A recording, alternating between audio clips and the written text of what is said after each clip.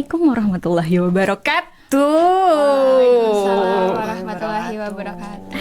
Di sana gunung, di sini gunung, di tengah-tengahnya Pulau Jawa. Jangan ragu, jangan bingung, mari kita cerita sama-sama. Aku punya pantun nih. Apa tuh? Fatia suka makan asbes. Cakep. Panen bayam di tengah sawah, ketemu Selena Gomez. Cakep. Buat kamu yang suka dengerin podcast, welcome to Afah Podcast. Oke everyone, kenalin aku Hani yang hari ini ditemenin sama dua partner gorgeous aku akan membawa kalian bercerita dan menyelami informasi yang pastinya daging banget.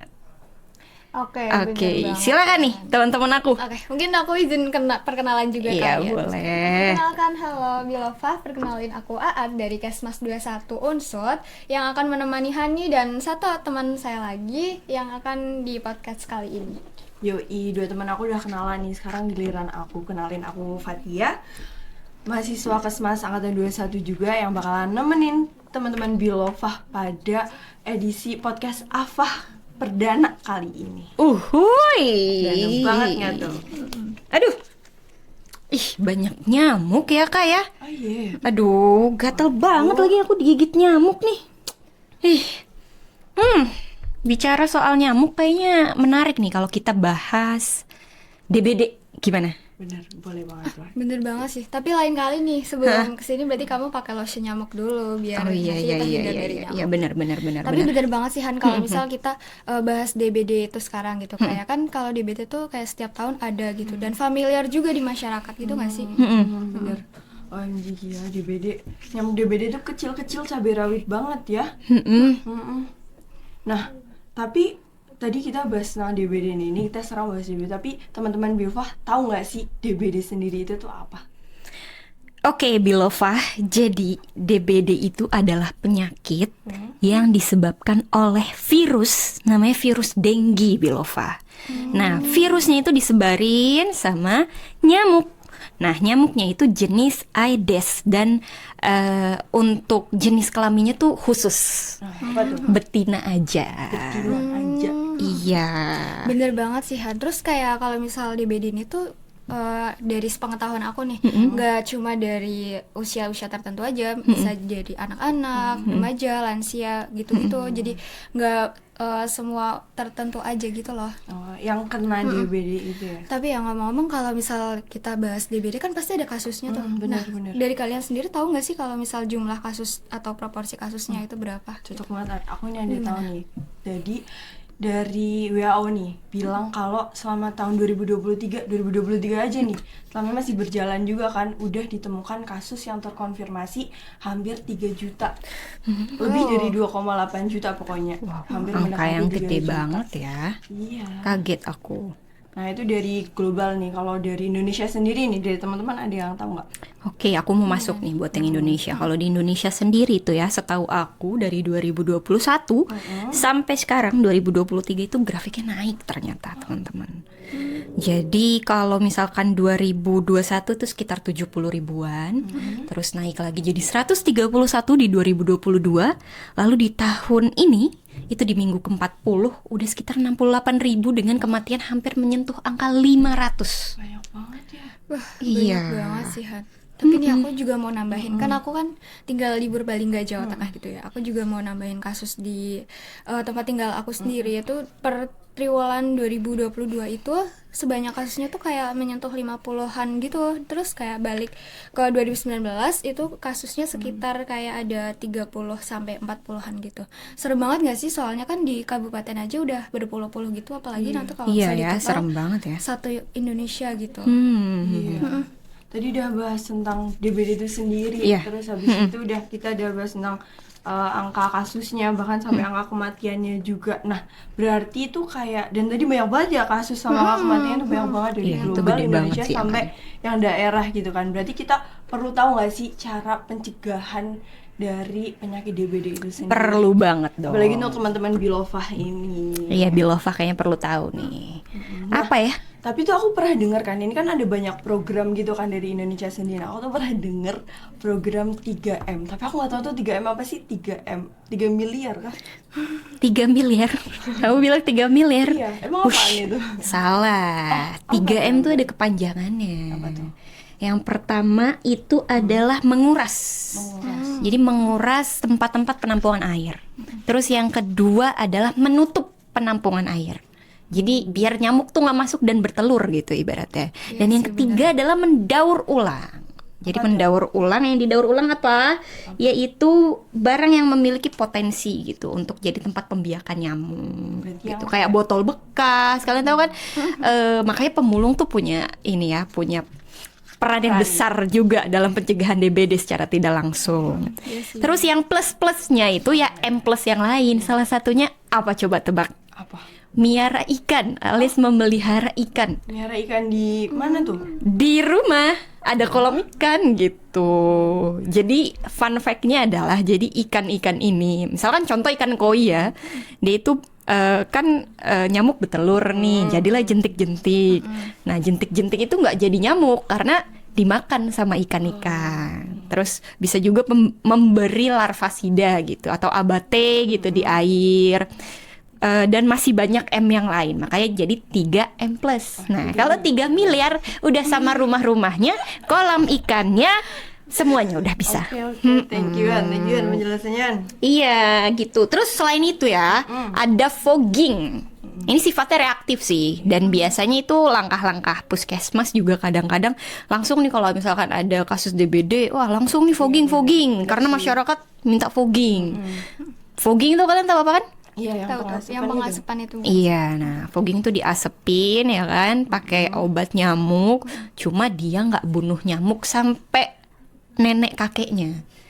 Jadi cuma nyamuknya doang, telurnya terus jentiknya itu nggak akan mati dengan fogging. Jadi mungkin masih kurang efektif.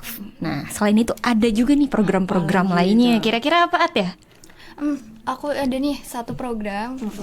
Terus kayak program ini tuh adalah vaksin. Nah, gitu. Kalian baru tahu kan ada vaksin baru- Iya, aku DBD. baru denger banget nih sekarang Jadi dari vaksin kamu. ini tuh kayak pada umumnya gitu, vaksin COVID dan yang lain-lain gitu. Jadi ini tuh dari Badan Pengawasan Makan atau BPOM gitu. Itu tuh udah approve sejak tahun 2022 gitu, Fathan. tahun kemarin ya. Jadi itu udah dijamin aman gitu. Nah terus vaksin ini tuh udah bisa dipakai sama masyarakat tuh dari umur 6 sampai 45 tahun gitu. Nah terus pemberian vaksin ini itu ada 3 kali. Jadi nanti kalau misal nih kita udah vaksin pertama, berarti jeda 6 bulan seterusnya itu vaksin kedua, dan jeda 6 bulan seterusnya lagi vaksin yang ketiga gitu. Cuman nih ada zat newsnya juga, itu tuh kalau misal vaksin itu nimbulin kayak masalah pencernaan sama alergi gitu sih yang aku tahu. Fantastic, vaksin ya, keren banget, baru denger banget. Dan kalau bicara vaksin mungkin harapannya adalah menimbulkan kekebalan berkelompok ya. Itu Iya, tuh wah jadi dejavu sama pas COVID ya. Kita lomba-lomba bervaksin ya, ada booster 1, 2, bahkan sekarang ada booster 3 ya. Oke, mungkin harapan kita mungkin ya bisa disubsidi atau digratiskan biar jadi program nasional agar semuanya tuh terlindungi gitu ya. Karena langkah spesifik protection ini justru diharapkan menjadi langkah yang efektif gitu. Bener banget. Han. Nah, tapi ini tadi udah bahas vaksin, terus program dari pemerintah. Ini juga ada program yang lahir dari masyarakat sendiri. Keren nggak? Keren banget. Jadi Apa tuh, namanya Gemas Sikat Nyamuk G1R1J. Wih, namanya ini Panjang banget ya, panjang banget ya. Nah, ada kepanjangannya nih. Apalagi tuh? Gemas, Gerakan Masyarakat Sehat. Bukan gemoy ya. Bukan. Oke. Sikat tuh siswa dan santri dan karyawan. Nyamuk itu nyamuk Aedes aegypti itu sendiri dengan cara PSN dan G1R1J. G1R1J itu adalah gerakan satu rumah satu jumantik. Tahu kan jumantik kan? Nah, jadi di situ ada program itu, dan di mana juga ada SK-nya. SK-nya itu sendiri dari supervisor sama kepala desa gitu di situ. Berarti ini tuh ngelibatin stakeholder gitu bukan Bener sih, Pak? banget. Jadi di situ emang ini tuh program serius gitu loh. Nggak cuma sekedar program yang dibikin-bikin gitu terus habis itu terbengkalai, enggak, tapi ini tuh berkelanjutan dengan dibuktikan ada komitmen juga dengan adanya MOU penyelenggara, terus juga pesertanya dan juga dengan lintas sektoral juga. Keren banget ya, kayak Well. lengkap banget itu Iya sih, programnya. itu gitu. udah kayak perfect Well, gitu well, lah. well. Banget kan. Nah, tapi di situ programnya itu apa aja sih gitu. Yang pertama itu ada lomba. Jadi itu yang nanti itu yang si pelaksananya itu ada yang namanya Gemas Darling. Wah, darling nggak? Darling, nggak tuh? sayang ya. Darling. Jadi itu gerakan masyarakat sadar lingkungan. Nah itu tuh kayak mungkin kayak ada pelatihannya gitu loh. Nah yang nantinya akan dilombakan. Nah selain itu juga selain lomba-lomba itu juga ada kegiatan-kegiatan seperti tadi udah ya komitmen yang tadi di awal itu udah, terus juga ada pastinya lah Jumantik, ada pencatatan sama pelaporan di setiap rumah secara berkala gitu. Well, Dan itu dari masyarakat sendiri loh, diinisiasi sama masyarakat, dan itu ada di Pasuruan, Jawa Timur. well, keren banget ya Pasuruan ya. Inovasinya luar biasa sih ini. Dan gue denger kayak ini tuh jadi program yang apa ya, menang perlombaan nasional gitulah gitu. ya. Yang paling inovatif gitulah ya. Oke, tadi kita udah ngomongin seputar gejala. Belum gejala ya. Belum. Pengertian ya. Tadi kita pengertian sama program-programnya ya. Mau apa ya? Mau belok sedikit nih sama yang lagi viral nih sekarang. Terkait DBD dan ini sampai bawa-bawa nama Bill Gates loh. Apa tuh? Apa tuh? Apa ya? Apa tuh? Apa ya? Apa? Jawabannya adalah Wolbachia. Apa? Apa tadi? Wolbachia? Wolbachia. Oh, sorry, Wolbachia, sorry. Fatmi. Jadi Wolbachia. tuh Wolbachia itu sendiri. Susah aku juga jadi namanya. malah jadi kayak kamu gitu. Wolbachia itu sendiri tuh kayak bakteri nih yang tumbuh alami itu kebanyakan di serangga. Cuman itu tuh bisa di nyamuk juga. Nyamuk kan serangga. Nah, gitu. Nah, bakteri ini tuh bisa melumpuhkan virus dengue. Jadi kalau misal ada nyamuk Aedes aegypti menghisap darah yang mengandung virus dengue tersebut itu nanti akan resisten, jadinya kayak nggak nyebarin ke masyarakat luasnya gitu. Terus kalau misal ini tuh juga ada efek sampingnya, kayak misal nanti kita bisa alergi gitu, tapi itu nggak semua ke manusia gitu secara umum ya gitu sih. Wah, keren ya kayak gitu walaupun ada efek sampingnya gitu ya. Nah, tapi kembali lagi mungkin ya ke DBD gitu. Tadi udah bahas Wolbachia. Yes, Oke, kita Wolbachia. balik lagi nih ke pembahasan utama kita DBD. Tapi kalian tahu gak sih gejala-gejala dari seseorang itu ngalamin DBD?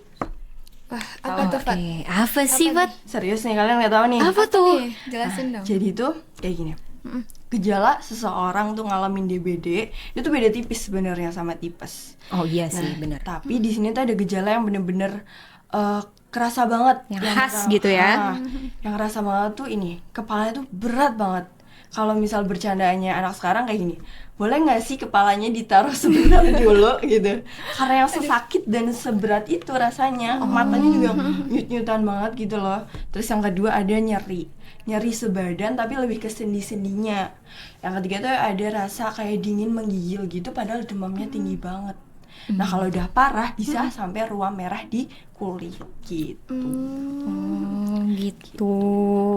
Informatif sekali ya, Ibu Gejala. ya. Jadi kalau teman-teman Bilova, Ayo, Bilova. Bilova nih ya ngalamin itu cepet-cepet deh buat cek dan berobat. Cek. Gitu. Jadi yang aku tangkap sih sebenarnya khasnya adalah bintik-bintik merah tadi Nah, ya. itu kalau udah parah katanya. Dan demam yang berdinamika naik turun betul. ya. Betul.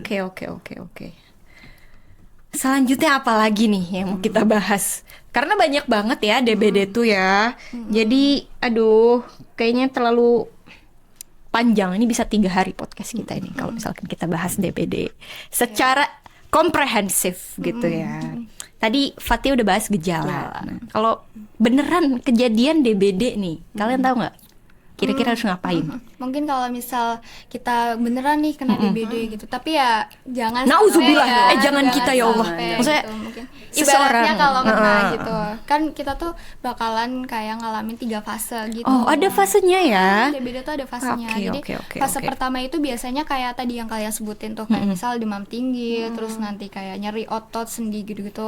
Terus bintik merah juga nanti akan terasa gitu. Terus fase keduanya itu adalah kayak fase sekritis-kritisnya kena DBD gitu. Jadi ini tuh paling berbahaya dan kayak sebenarnya tuh ini suhunya udah turun nih, tapi kadang manusia menganggap itu udah selesai, udah sembuh gitu, padahal itu tuh sebenarnya belum. Terus itu tuh ada fase yang terakhir, itu ada fase pemulihan. Nah ini tuh cairan yang keluar dari pembuluh darah itu akan kembali masuk ke pembuluh darah, jadinya kayak sangat penting banget buat kita jaga cairan yang masuk ke dalam ini ke tubuh biar nggak berlebihan gitu.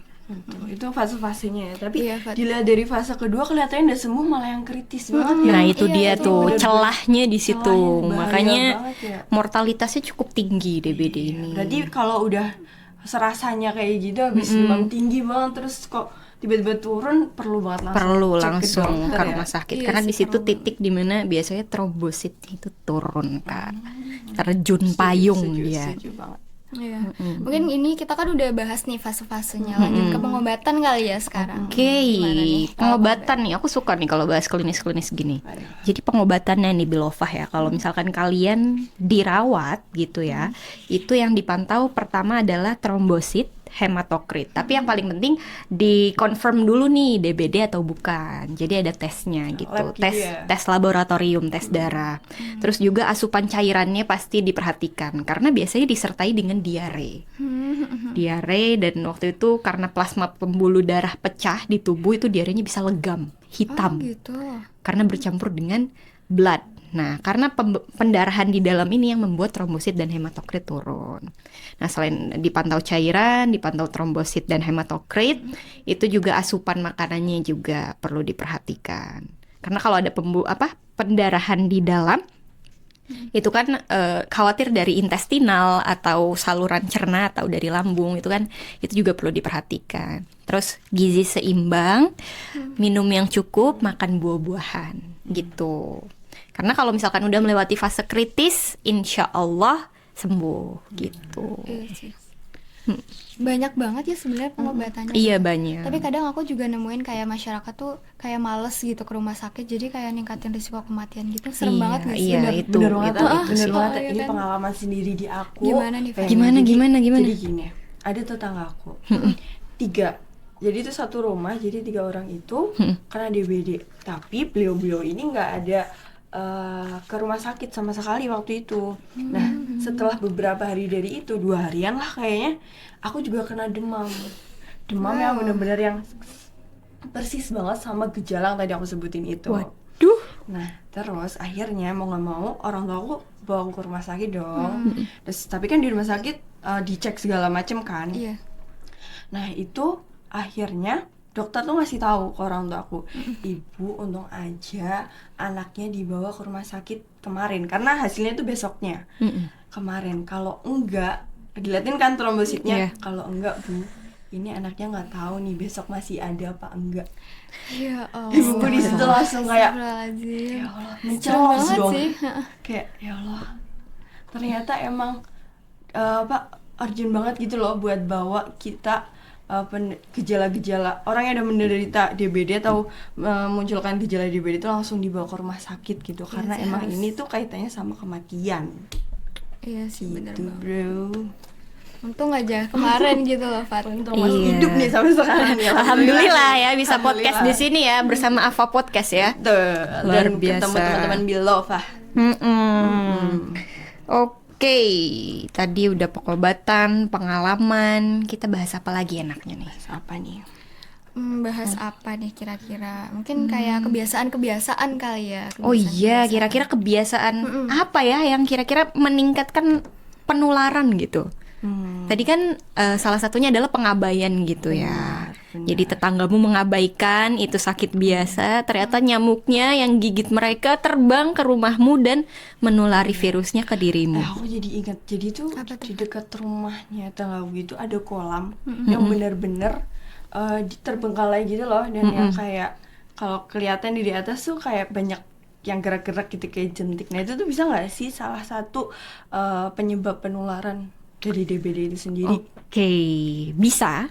Tapi dengan catatan tuh airnya air bersih gitu loh, Fat. Jadi kan orang tuh asumsinya wah kalau kotor nih mungkin karena nyamuk gitu ya. Tapi ternyata nyamuk Aedes nih sukanya air bersih. Jadi mungkin ya masih tergolong bersih meskipun tidak terawat. Jadi nyamuk-nyamuknya itu pada bertelur di kolam tetanggamu itu. Dan jadilah jentik-jentik yang kayak cacing-cacing kecil bergerak gitu kan. Benar-benar. Nah, itu bisa jadi tempat pembiakan nyamuk. Oh, iya. Berarti kalau Aedes aegypti ini di air yang bersih gitu. Iya, karena dia sukanya Nggak yang mau bersih-bersih, nggak mau yang kotor-kotor kotor-kotor gitu. Oke. Relate banget sih Han, berarti kayak termasuk bak mandi juga ya. Nah, itu dia. Maka dari itu di 3M tuh yang pertama adalah menguras. Iya, Ya bener. Karena nyamuk bertelur langsung jadi jentik-jentik, kalau nggak dikuras-kuras ya udah berubah menjadi nyamuk yang akan terbang. Iya. Berarti itu beresiko banget ya. Banyak kebiasaan yang kita anggap normal ternyata itu benar-benar beresiko buat penyebaran si betul, nyamuk betul, Aedes betul. aegypti ini. Lebih kepada hygiene sanitasi sih. Dan PSN tuh yang tadi PSN, disebutin benar. AA. Pemberantasan sarang Pemberantasan sarang nyamuk. nyamuk. Iya bener Tuh. banget. Terus apa nih berarti lanjutnya? Kita ngomongin terkait kayaknya semuanya udah ya tadi gejala pengobatan. Pamungkas deh.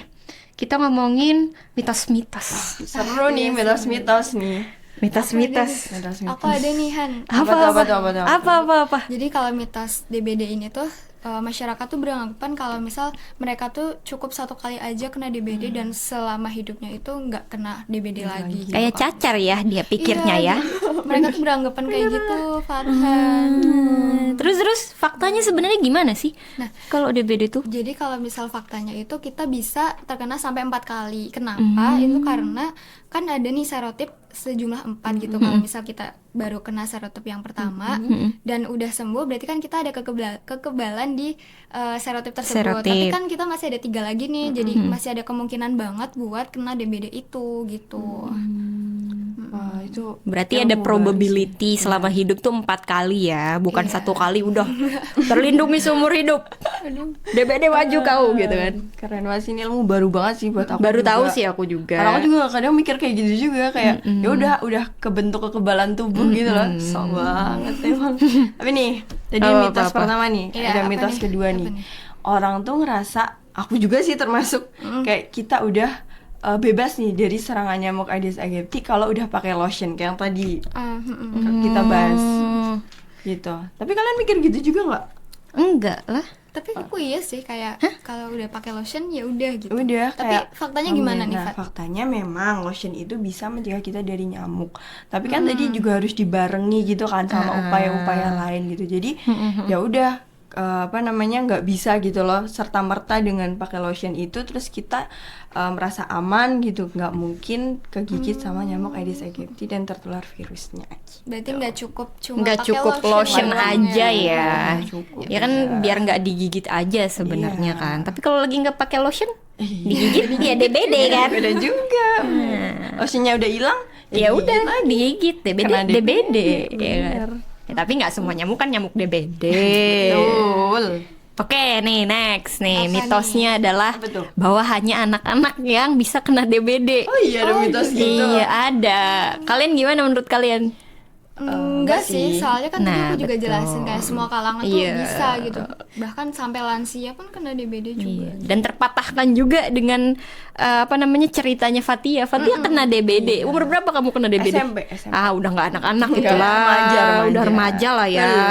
Jadi emang faktanya nggak salah gitu. Cuma mungkin orang-orang tuh masyarakat melihatnya nih mungkin Bilova sekitarnya melihatnya tuh anak-anak gitu yang lebih sering kena, maka dari itu orang-orang menganggap wah anak-anak doang yang bisa kena DBD. Faktanya enggak. Jadi kalau misalkan udah kena gigit nyamuk Aedes yang mengandung virus dengue, siapapun bisa kena. Apalagi yang kekebalan tubuhnya masih rendah gitu.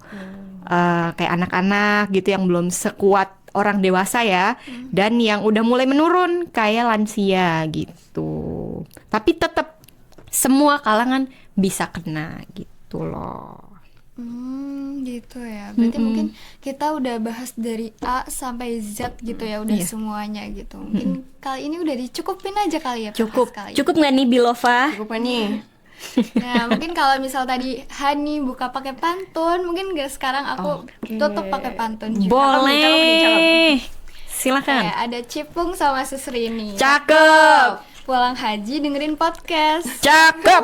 Sekian bahasan kali ini. Cakep. Sampai bertemu lagi di Afaf Podcast.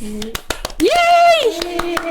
Wassalamualaikum warahmatullahi wabarakatuh. Dadah guys. Thank you Bilova. Mwah. Body, I'm an icon, and my girl about a 10. I should fuck her in